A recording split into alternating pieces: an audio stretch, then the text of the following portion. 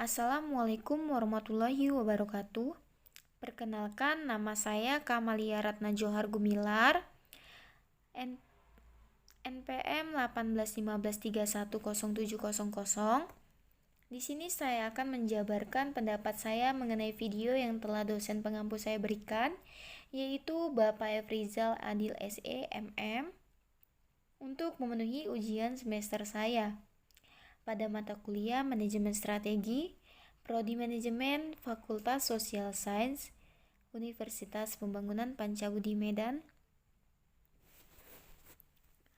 Perselisihan antara Indonesia dengan Uni Eropa mengenai nikel dan kelapa sawit. Yang pertama, ada posisi Republik Indonesia kuat hadapi gugatan Uni Eropa soal nikel.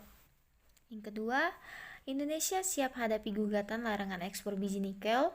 Jokowi tak habisan akal, sawit ditolak, ekspor nikel di stop, Uni Eropa auto melongo. Indonesia tengah menghadapi gugatan Uni Eropa terkait ekspor nikel. WTO, Wakil Perdagangan Republik Indonesia telah mempersiapkan respon dan tanggapan yang objektif dan rasional. Posisi Indonesia sangat kuat dalam rangka meyakinkan semua pihak terhadap kasus ini. Jari menekankan bahwa upaya ini merupakan bagian dari langkah Republik Indonesia untuk memprioritaskan ekspor olahan nikel agar bisa memberikan nilai tambahan bagi nikel Republik Indonesia. Karena kebijakan Indonesia tersebut, Uni Eropa menggugat Indonesia dengan alasan larangan ekspor biji nikel telah menyulitkan pihak Uni Eropa untuk bisa berkompetisi dalam industri baja di dunia. Presiden Joko Widodo mengaku tak mempermasalahkan gugatan Uni Eropa tersebut. Menurutnya, selama ini Indonesia tak mendapat nilai tambah karena puluhan tahun hanya mengekspor biji mineral mentah. Indonesia sudah menyiapkan beberapa strategi apabila Uni Eropa melanjutkan gugatannya ke panel selanjutnya. Indonesia sudah membentuk tim hukum dan telah melakukan koordinasi dengan kementerian atau lembaga lainnya untuk membentengi diri apabila Uni Eropa jadi menggugat. Pemerintah pun akan dilakukan oleh Uni Eropa. Jokowi tak kehabisan akal, sawit ditolak, ekspor nikel di stop, Uni Eropa auto melongo. Karena ekspor produk kelapa sawit di Indonesia ditolak oleh Uni Eropa, maka langkah yang diambil oleh Indonesia yaitu pada tanggal 9 Desember 2019, pemerintah Indonesia melalui Perutusan Tatapan Republik Indonesia atau PTRI di Jenewa, Swiss resmi mengajukan gugatan terhadap Uni Eropa di WTO. Gugatan diajukan terhadap kebijakan Renewable Regulation atau UE. Kebijakan-kebijakan tersebut dianggap mendiskriminasi produk kelapa sawit Indonesia. Diskriminasi dimaksud berdampak negatif terhadap ekspor produk kelapa sawit di Indonesia di pasar Uni Eropa. Selanjutnya, Delegated Regulation yang merupakan aturan pelaksanaan RED 2 mengkategorikan minyak kelapa sawit ke dalam kategori komoditas yang memiliki ILUC berisiko tinggi. Akibatnya, biofuel berbahan baku minyak kelapa sawit tidak termasuk dalam target energi terbaru UE.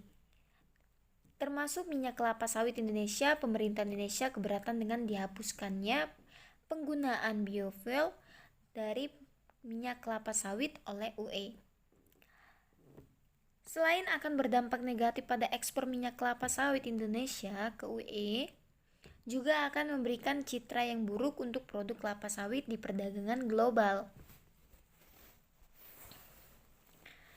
Jadi di sini menurut pendapat saya, kebijakan atau strategi yang diambil Indonesia mengenai larangan ekspor biji nikel kepada Uni Eropa sudahlah tepat. Pemerintah Indonesia tidak perlu takut dalam menghadapi gugatan yang dilakukan Uni Eropa, karena menurut pendapat saya, pemerintah Indonesia adalah untuk mempertahankan kepentingan nasional. Indonesia sedang melakukan transformasi, yakni mendorong industri bernilai tambah, sehingga tak hanya mengekspor komoditas dalam bentuk barang mentah. Dan menurut saya, Uni Eropa tidak boleh egois. Mereka melarang Indonesia mengekspor kelapa sawit, tetapi menginginkan nikel dari Indonesia. Menurut saya, berhak untuk tidak mengekspor biji nikel dengan Indonesia mengelola biji nikel sendiri dan menjadi negara penghasil stainless steel terbesar kedua setelah Tiongkok, maka Indonesia akan menjadi negara maju dan negara yang kaya akan penghasil stainless steel.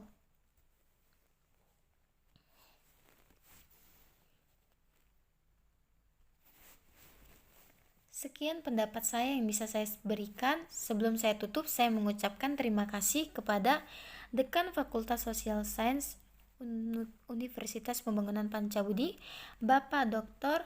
Bambang Wijatnarto, SE, MA, kepada Kaprodi Bapak Ramadan Harahap, SE, SPSI, MSI, dan dosen mata kuliah saya, Bapak Efrizal Adil, SE, MM, dan kedua orang tua saya yang saya sayangi. Sekian dari video yang saya sampaikan. Saya mengucapkan terima kasih dan semoga bermanfaat. Assalamualaikum warahmatullahi wabarakatuh.